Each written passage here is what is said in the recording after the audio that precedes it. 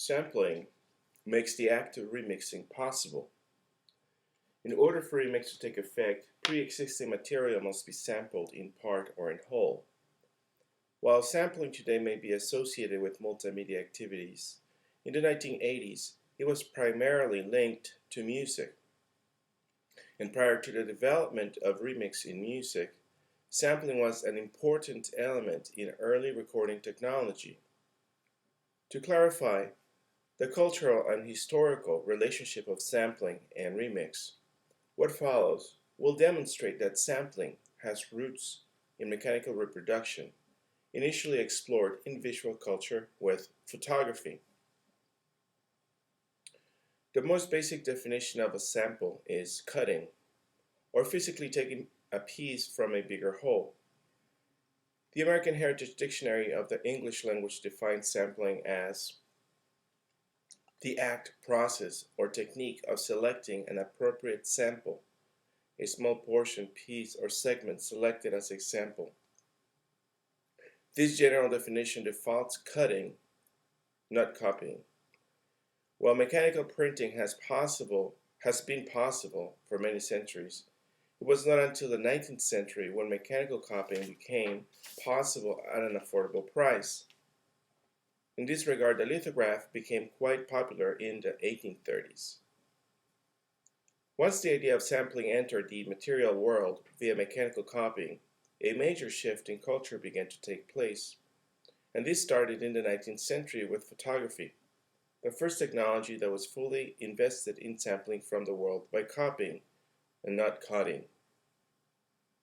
While printing can be argued to have the basic elements of sampling by reprinting, the difference with photography is that it could in theory record an image of anything, unlike basic print reproductions concerned primarily with text. Photography created accurate copies of the world. Of course, in the beginning this was unstable, as the success of developing an actual image from, say, a calotype required great devotion and care in the process. But eventually, even text would be treated as another element to copy, or sample in part or in whole. The microfilm is the most obvious example of this transition. Before digital scanning was possible, microfilm was one of the first databases of information relying on scanning as understood in new media.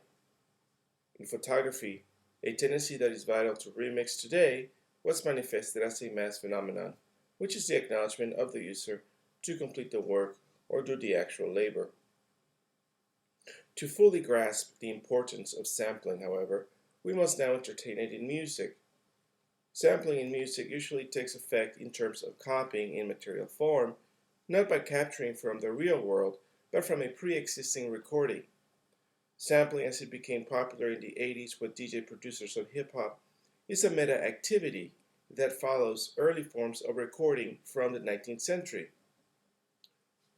Early recording machines were developed according to principles of photography and film. Thomas Edison developed his phonograph in 1877 according to his knowledge of film technology. To this effect, Edison's interest, however, was not to record music but record voices for the corporate world. He conceived of the phonograph as an office machine that could be used by managers and secretaries. It was not until much later, around 1910, that the phonograph would be commonly used primarily to listen to music, even though it was initially developed as a player and recorder. What becomes evident in this historical outline is that the phonograph and the photograph were developed to capture, that is, to sample moments that could be relived later. Based on the material so far surveyed, there are three stages in sampling. The first consists of early photography, which is extended in film and sound recording, with a phonograph. At this stage, it is the world itself that is sampled, represented with images and sounds. Sampling, as known today, was not yet conceivable. Instead, recording was the term most often linked with early forms of mechanical representation. Photography in its initial stage sampled by capturing a moment in time.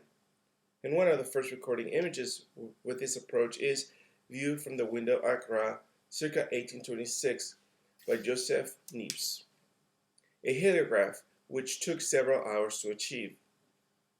Eventually, the daguerreotype and the calotype led the way to photographic prints from negatives.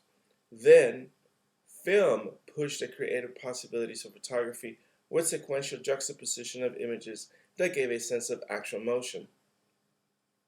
Once mechanical recording became conventionalized and paradigms developed, and most importantly, enough material was recorded and archived, the second stage of sampling took effect during the first half of the 20th century in photo collage and photomontage.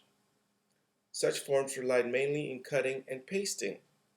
Social commentary dependent on the recycling of mechanically reproduced media became feasible in this second stage. Related to this development is Hannah Hawke's works of art. She sampled by cutting directly from magazines and other publications. John Hartfield is another relevant example. He sampled by cutting to then create photographs known as photomontages that were published in the activist magazine AIZ. While Hawke may have a closer relationship to sampling in terms of cutting by taking actual pieces from the bigger whole, Hartfield and his contemporaries offer a transitional moment. They set the ground for the kind of sampling found in new media that privileges copying, not cutting. Hartfield, practicing photomontage, developed work specifically for reproductions. He explored the visual language that would become fundamental for the software application Photoshop, originally developed in 1988, for which cut, copy, and paste is essential to develop new media imagery. Sampling was previously popularized as part of the commercial market in music during the 70s. At this time, music sampling leaned towards leaving the original composition intact by copying instead of cutting from the source. With the right equipment, music samples could sound just as good as the originating source. The final stage of sampling is found in new media, in which both of the previous stages are combined at a meta level, thus giving the user the option to sample with unprecedented effectiveness. People adept in emerging technologies could concentrate on exploring ideas through effective forms of sampling that simulated previously existing media, such as photography, film, and music. Currently, this is a default mode of audiovisual reproduction for people who have access to computer technology at a professional or even amateur level. This is the third stage of sampling, in which music was redefined when DJs turned producers during the late 70s and early 80s were able to take bits of different songs to create their own compositions.